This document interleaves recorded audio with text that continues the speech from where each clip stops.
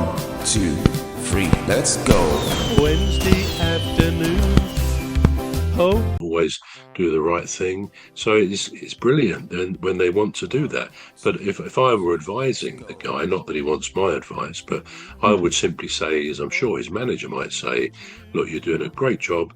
You know, this mustn't be allowed to interfere with your football career, because obviously we pay you a lot of money and we want to make sure you don't get injured, all the usual things. So if somebody said, no, it won't affect anything that I do on the playing side of things or football, then maybe that's okay. But you just get a feeling if he's doing this for every school in the UK, that there's bound to be some extra requirement of his time. Maybe if he's doing this with a partner or something like that, a business partner, maybe that business partner can do those kind of extra things that have to be done. But yeah, so I would never criticize somebody doing what he's doing for good reasons. But I think he needs to be careful, because it could all crash around him a bit if it goes wrong. And let's face it, you mentioned Rashford. When we think of Rashford, I think of him as a very good footballer. I think he's probably past his best, but he was a very good footballer, played for England. But we also almost instinctively think, alongside his football, the fact that he was involved politically.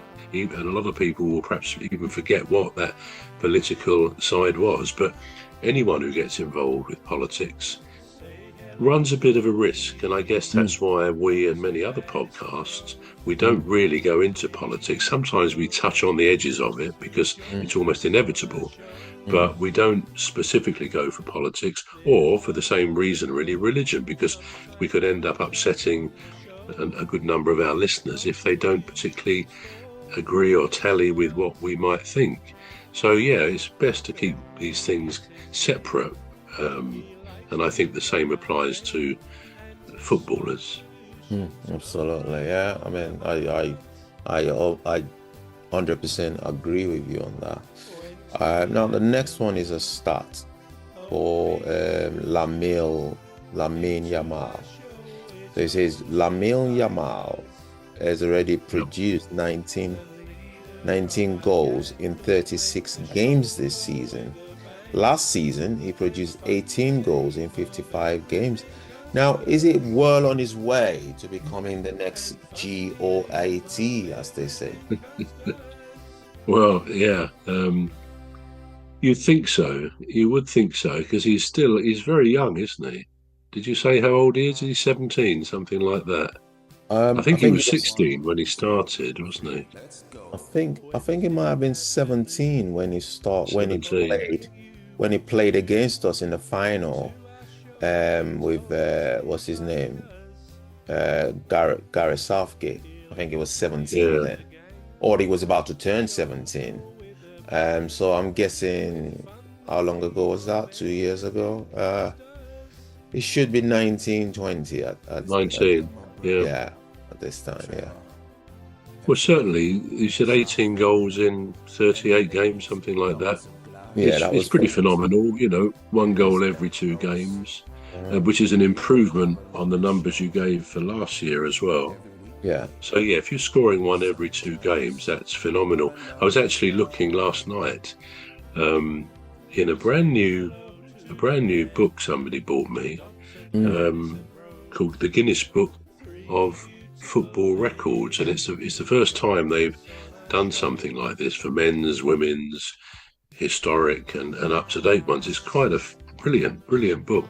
And I was reading about one record, or records, that Alan Shearer got, and it gave his numbers of his goals. He played for Southampton, I think, first of all, and then he went to where did he go after that? He went to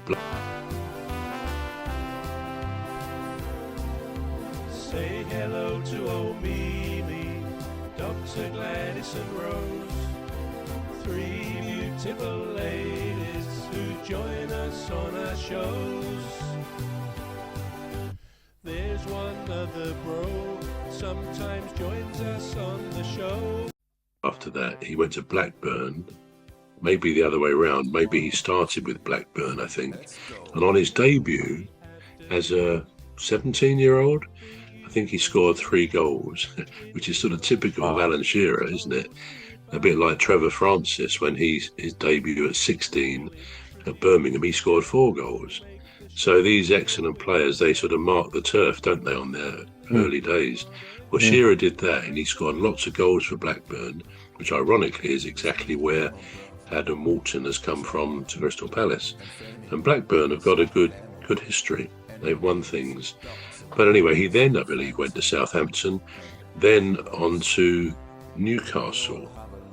Yeah, which is really his hometown because he's a Geordie, isn't he? He comes from there. And each of these moves, it gave his goals per game, and they were invariably, goals, for the number of times he played for those clubs, and each time it's well over 1 goal every 2 games. I mean, he was like almost getting 2 goals every 3 games, something like that. Phenomenal. And of course, he still holds the record for the most goals. I think it's 265 in the Premier League. Now, I can't remember who's coming up on him, and a lot of people said they thought Harry Kane was kind of going for that, but then he went off to Germany. Now, he may or may not come back to the Premier League, but I think he was around the 200 mark. So it's probably unlikely that even if he comes back to the Premier League, that he will catch Shearer. And the fact that all of the people aspiring to catch him up are still a long way behind. So yeah, his record in the Premier League was fantastic, was Alan Shearer's.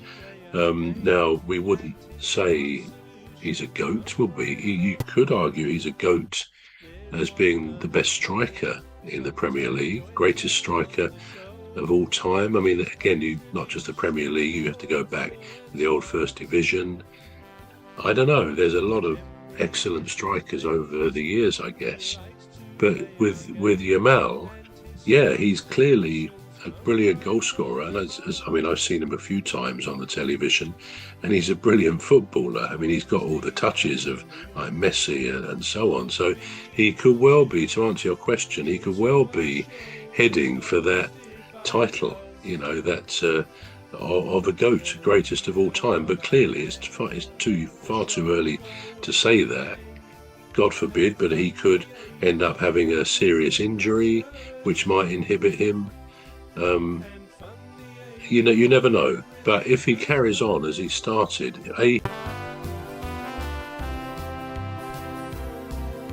Say hello to old Mimi, Dr. Gladys and Rose, 3 beautiful ladies who join us on our shows.